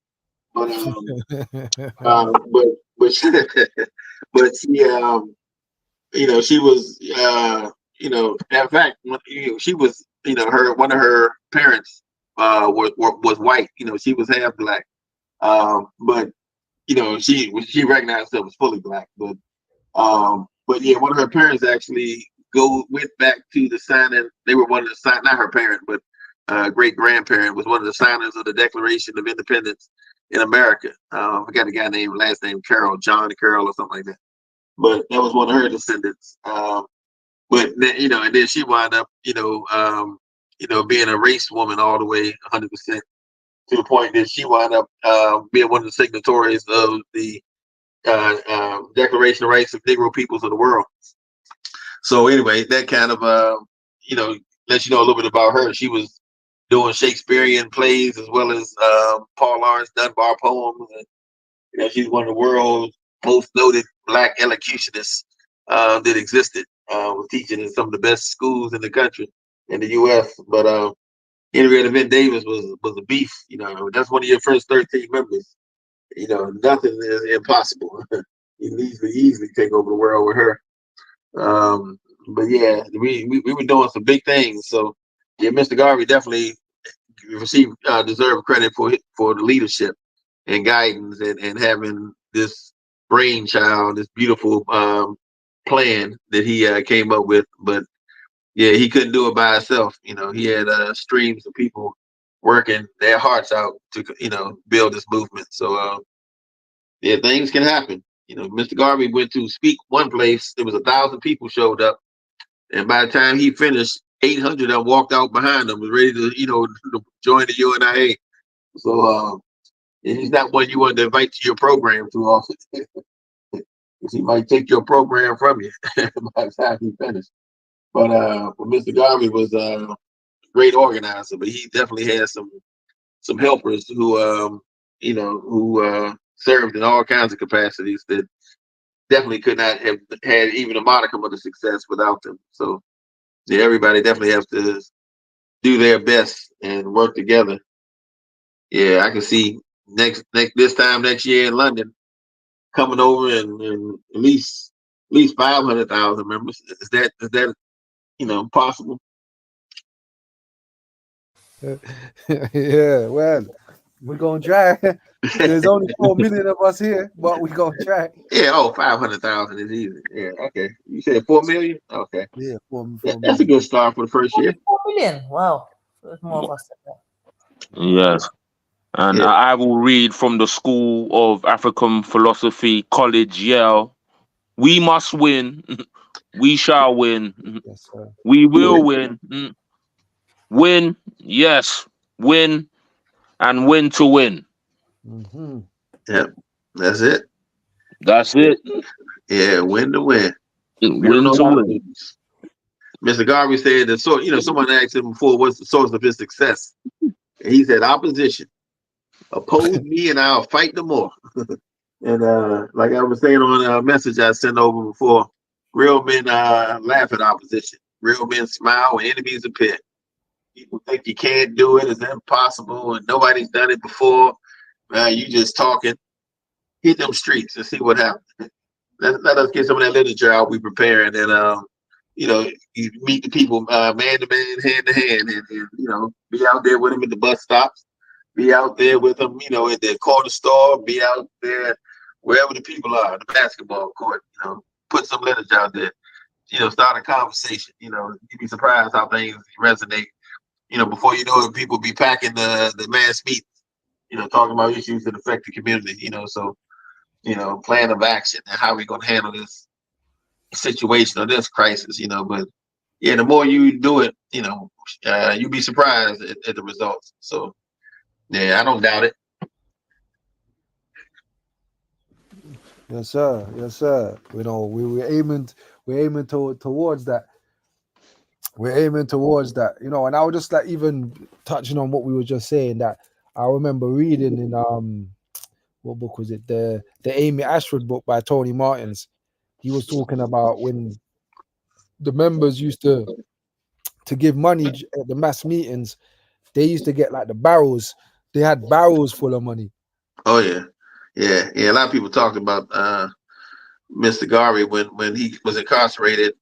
William Clarence Matthews was talking to was the Thurgood Marshall's father when Thurgood was younger. And he was talking about when Mr. Garvey was incarcerated, he asked William Clarence Matthews, who was the consul general, to go to his office and do something. He was mentioning that when he opened up Mr. Garvey's desk, it was like a whole big thing of checks and money orders and everything just fell out. He was like, man, they had so much money coming in that they had to have time to cash all these things or, deposit this and that and the other. It was just mounting. But yeah, it's all kinds of support was, coming in from all over the place. People wanting to be part of, success. Success begets more success. You want to be on the right side of history. So Absolutely. yeah, you see something working, get with it. Don't be that last person who had to be, totally 100% convinced. Get in when you see some things happen and make it happen better. But yeah, we need to get some ammunition, some propaganda, some T-shirts. Like Mr. Garvey say, think black, buy black, act black. While we was up in New York, we kept saying, buy black or put it back. But yeah, whatever it takes. Yeah, and in fact, that's what the old African Nationalist Pioneer Movement used to say when they would speak at what they call the African Square. It was a place where they would line up in street ladders on top of steps and wherever, and they would start preaching the word to the community. But they used to close sometimes with think black, act black, be black, or we'll be back. But yeah, it's always about talking to the community. Yeah, I got to meet some of the great ones in what they call the University of Adversity, and street speakers, man. That's what we are. Whether we do it on a step ladder or like say while we waiting in line at the grocery store. Why don't we have our own store? What about, yeah, I was thinking that too. Yeah, you should come to this meeting we have next week. We gonna put this together. We can do it. Hey, we got enough people to start it off, and we got to start with a grocery cart and go door to door selling apples and oranges. We got to start with a marketplace and selling some goods right from the farm. So whatever we do, we can do it. If they did it, why can't we do it? So once we get that attitude and that vision, or the rest is going to be easy. But it's just about talking to your neighbors. As I used to be a Jehovah's Witness, I'm familiar with going door to door, house to house, city to city, village to village, riding up and down the highways, byways, and skyways, spreading the good news. So we got some better news now, the gospel of Garveyism. And yeah, I think it'll touch the minds and hearts of a lot of people if we deliver it genuinely and start doing the work, showing the results. So people will believe your philosophy to the extent they see it working. So if we all broke and looking raggedy and telling them about Garveyism, they gonna be like, "Nah, I'm good. It ain't working for you, dog."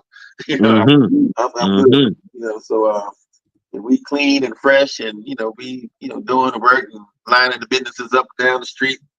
Oh, folks definitely want to be a part of it. So we need to get good hip hop artists and reggae artists and everybody to spread the word. There used to be so many songs and jingles about the UNIA back in the day.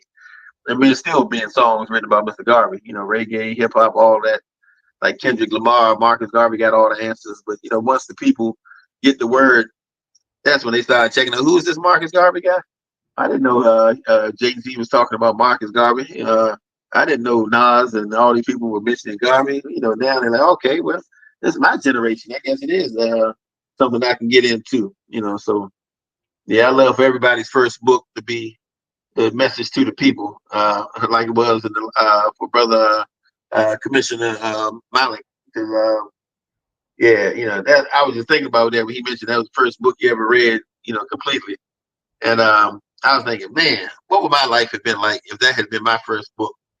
That has to be a powerful first book to read, and just takes your mind and the flight to all kinds of imagination as to what could be based upon what was. But Yes, sir.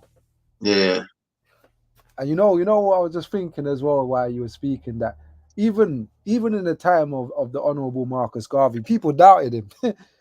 And then when he started to get the results, people flocked in. Mm-hmm. There was what's this the elder sister Ivy Wells. At first she doubted him. yep, And then she saw what they didn't think it was possible what he was doing. So even in England now, in London, people might not think it's possible for us to get a building and to get certain things, but don't doubt us. We're going to slowly get there. We will oh get yeah, there. You know what I'm saying? And we will, and those same people that's gonna doubt us or are doubting us now, maybe listening to this YouTube thinking, nah, they ain't never gonna get nothing. You wait, we gonna get it. And then you're gonna join. yeah, oh yeah, yeah. Better come late than never. But yeah, definitely. I mean, other people have done it. Again, what makes them superior? What makes them better than us? They know they're not better than us. White folks clearly know they're not better than us. If they thought they were better than us, they wouldn't have to oppress us. Anybody who's inferior going to fail on their own. But the fact that they try to oppress you means that they know how powerful you are. But if they know how powerful you are, why don't we know how powerful we are and what we can do? Again, as every other race has demonstrated, it can be done. So if they can do it, unless you admit your inferiority, then you can do it. So you just need faith in yourself. Our community needs to have faith in itself that we can accomplish this thing, and it's not even that difficult, really. I mean, we've done miraculous stuff as a race. I mean, we built pyramids that thousands of years later they still can't figure out how to done. We charted the stars, constellations. Like Mr. Garvey say, reduced it to mere calculus. Why can't we, get a property and a couple of businesses rolling in the neighborhood? Good businesses, that's thriving. Every other person has done it, and they have a smaller community than we do, some places. So, yeah, it's not a matter of if, but when. So, yeah, if you got determination, good character, like Brother Bashaka was saying, Mr. Garvey said that when wealth is lost, nothing is lost. When health is lost, something is lost. But when character is lost, all is lost. That's And when right. you can be rich, but you can be a rich hole, and nobody respects and like you with all that money and be useless to the community. Or you can be, poor, but if you got character, you can have the discipline to get that money. You have the discipline to be able to pool a, business together, save up your pennies, practice rigid thrift, as Mr. Garvey would say, and then, start to save and invest and accomplish everything that you need. With character, if you lose, have poor health, with discipline and that character, you can get, return some degree of health to yourself. You can get a little better and improve, eat right, exercise, drink the water, get some sleep, all kinds of things if you have the character to do it. But without character, again, you're just a jerk with money or a jerk with just healthy. But nobody likes you. But I used to tell people about this story in ancient China, where the Chinese were building a great wall in China, and they wanted to protect themselves from outsiders. So they built this great wall. Took like 100+ years to build it. A lot of people died trying to, create it. And finally, they built this impenetrable wall around however many hundreds of miles, land. It was a wall that was too high to scale. They had, outposts everywhere. It was too big to breach it. And so they had protected themselves by building up this wall. But they didn't build the character of the soldiers who was protecting the wall. So within the first 3 years, they got invaded 3 times. Not because anybody scaled the wall or breached the wall, but because they paid off the guy at the gate and let them in. And so, character is what we need, in order to build. Before we build the institutions, we got to have people of character and, goodwill come and become the foundation, and we can accomplish anything. But even with the greatest ideas and all the money in the world, you don't have the character of the people in check and make sure everybody is sincere and doing what they're supposed to. Yeah, we will never get anywhere. So, as we grow, and build, let's make sure we doing everything with the right motive and with love. As the Unia ritual say, is not by might nor by power, but by my spirit. We also say, princes come out of Egypt, Ethiopia shall soon stretch forth her hand unto God. Except the Lord build a house, their labors but lost that build it. Except the watchman keep the city. Except the Lord keep the city, the watchman waketh but in vain. So basically, we're looking for righteous deeds and the blessings, the Most High and the ancestors to accomplish everything we will. But we got to make sure we're doing things righteously, out of love, and and goodwill, and things that come our way that you wouldn't even see coming. People will get word and join and support things you may never even know who did it.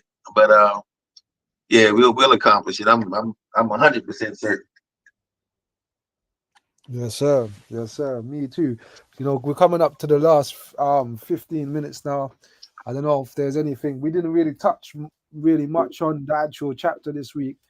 So I don't know if anybody wants to highlight anything that that stood out with them on this chapter of aims and objects of the UNIA. Brother Ray's first, Sister Nisha. Is there anything else that you guys want to highlight, or is that everything? But I will add the last chapter of the book, the last paragraph.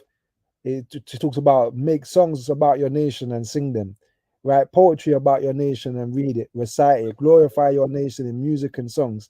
Don't sing songs of other races. Don't recite the inspirational poems of other races. Sing and recite your own. Everything that inspires other races, turn into your own tune and fit it to suit your own inspiration and idealisms. See only yourself in everything. Make your nation the highest expression of human idealism and live it, and then live up to it. That's a powerful quote, man. Part of being raised first was to do that. Do you understand what I'm saying? Be raised first in anything that you do.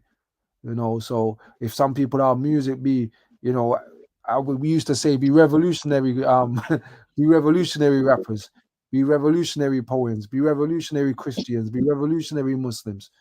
Do you know what I'm saying? Whatever you're doing, you must use it to uplift your people. But one of the fundamental things that this chapter is touching on is that look to nobody else. Look to yourself and your own people. Don't glorify no other nation. Don't try to copy them. Only use them as examples to show our people that look, they got this, then we should have it. Mm-hmm. We're not going to dress like other people. We're not going to act like other people. We're going to dress like ourselves and act like ourselves and be proud of it. We're going to select our own heroes and sheroes, put them up for the world to see and honor them. And if anybody disrespects them, we're going to disrespect their heroes and sheroes. We're going to take care of our brothers and sisters. We're going to take care of our loved ones. We're going to take care of ourselves. Like these are the tasks of the UNIA. These are the things that we're about, brothers and sisters. This is what matters in this time. We're in London. Some people may be listening anywhere else in the world right now. But go out into your community and reach the people wherever they are. Bring them up to the standards that we want them to be at. Teach them about Garveyism. not just the man. Yeah. And I'll repeat that for you, brothers and sisters. Teach them about Garveyism, not just the man. Because a lot of the times we get caught up in the man that we forget the philosophy. And the philosophy is the key thing in this time. It's not just the man. Yes, we honor the man. Yes, we will have him framed in our house and we will celebrate his birth dates, his ascension dates, and any other dates that is connected to him. But we continue in the philosophy of the man. We honor him by continuing the works, brothers and sisters. That's the true way to venerate somebody, is to continue the works. And how do we continue the works of Garveyism or Garvey? We continue to build the UNIA, we build businesses, we build industries, we take care of our family, we try to liberate Africa. But you know, Garvey said that you yourself must first strike the blow of liberty. Yep. So don't Yep. look to brother minister, don't look to the president general. Don't look to raise first Sister Nisha. You yourself must strike the first blow of liberty. No one can't free you but yourself. You have to free yourself from mental slavery. I can't do it. I can give you the information. This is what we're doing now. We're giving you information to help inspire you, to transform you, but it's up to you to do it. I can't force you to do it. It's like the saying, you can bring the horse to the water, but it's up to the horse to drink it. Yep. You know, so when we're talking about having things, being better black people, having things in the community, don't look to nobody else. Look to yourself. What are you doing? How are you contributing to the community? How are you trying to help uplift our people? These are the questions that you have to ask yourself, brothers and sisters. Because I know a lot of the time they will put it back on me. They'll say, brother minister, it's not just about me. Right. So what happens if there's no president general? Does the work stop? Mm-hmm. No, the work doesn't stop, brothers and sisters. The work has to continue. The spirit of Garveyism is eternal, brothers and sisters. That means that my great grandchildren are gonna have the same spirit of Garveyism if we do this thing right. Yep. You know, so I don't know if anybody else, you know, it's the last couple minutes. If anybody else wants any last words to say before we give it over to the President General to end up and close us this evening. I just want to say thank you, you know, that these lessons are available for the masses. We may only have a few today, but you know, they're recorded and they're there for people can go back and listen to it anytime, you know, and hopefully with time the viewers will grow, the channel will grow. And you know, I want to say back to the message of keep in touch with our people. If you've got neighbors on your road that are like you in terms of what they look like you, give them a knock on the door and say, hey, just wanted to check in, haven't seen you for a while. Just want to say hello, how you doing? You know, and that person will remember you as a person that checked in. You never know what's going on behind closed doors. You never know what's going on in a person's life. And through communication, you know, anything can grow from there. It just takes a mustard seed. So that's my message for the rest of this evening. You know, one-on-one make many, you know, and Brother Malak has got a proper saying that goes with that. But you know, yeah, it's just about being able to What's keep that saying? 1-on-1 cocoa fill basket. that's the one. Yeah, so blame the ancestors for that one, but it's so true. You know, but yeah, it is true. It is true to today's, you know, to where we are in the reasoning today. So yeah, we just keep on studying. That's another thing I want to say in terms of what you said. You know, we can liberate.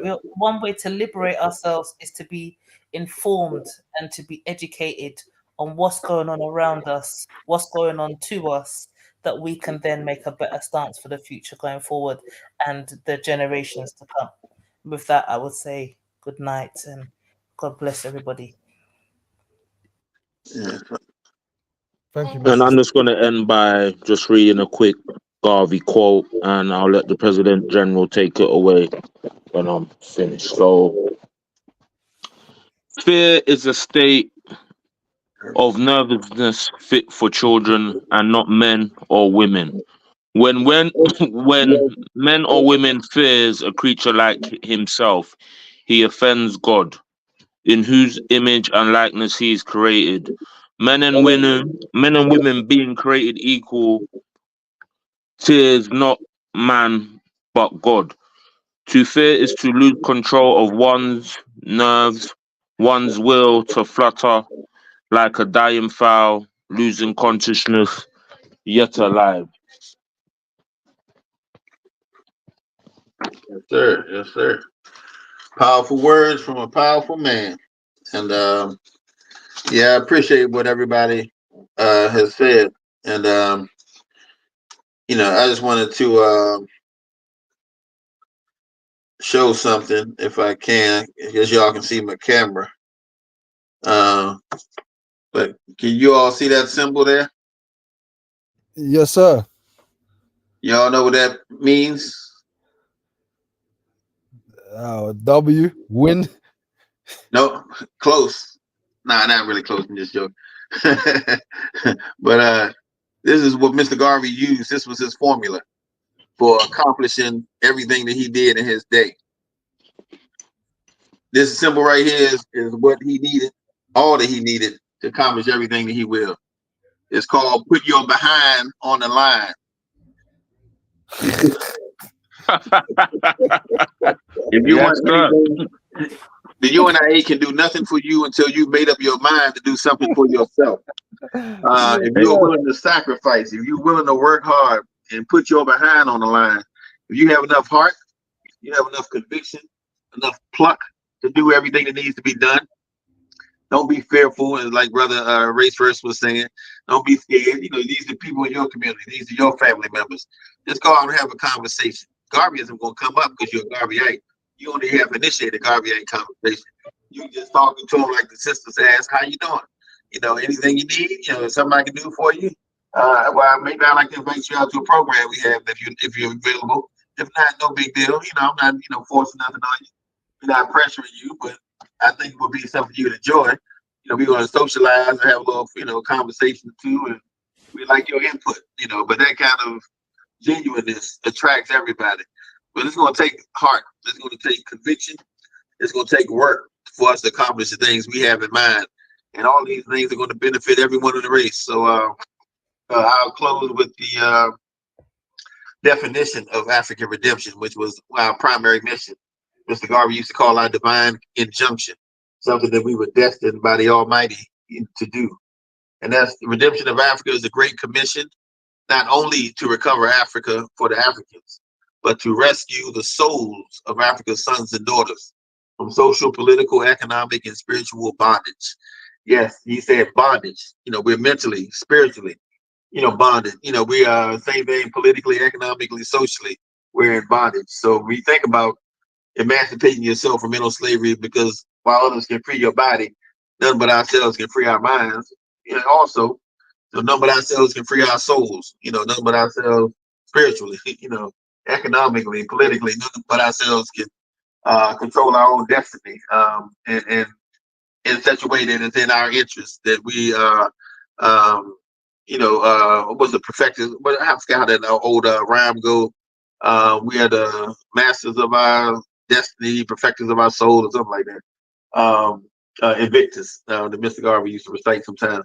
But yeah, we have to be the controllers of our destiny. We can't surrender our destiny to anybody else because they won't want for us what we want for ourselves. So once we build that conviction to do for ourselves, to want certain things for ourselves, maybe sometimes the question is to ask people what would they like to see in the community? What would they like to see better? And if they, have an idea or an opinion of what they want to see, well, how do you think we can come together and make it happen? And then you got, conversations. But sometimes, by not reaching the people and asking the people, and hopefully we, bother them, they won't bother us and be standoffish. We'll never accomplish all that we will to accomplish. We need the people, and the people need us. So let's make that marriage happen. And I think we'll all be the better for it and realize the same thing Mr. Garvey did, that we really, really can accomplish anything that we will. 100% confident of that. We will win and win and win to win and win no matter what. So with that, I just like to thank you all again for hosting this program today. The mighty London division, the fastest growing division anywhere in the world today. And I just, close with the motto: with one God, one aim, and one destiny. Yes, sir. Yes, sir. And I just want to thank everybody for listening, for participating. Those that have participated, I want to thank the President General for attending, and I want to thank the Elder Shakara Shaka Baraka. Yeah, he sent his message in the chat that he had to attend another meeting. That's why he had to leave. But I want to thank everybody. I hope everybody has a great week, and we'll meet you back here next week. Stay blessed.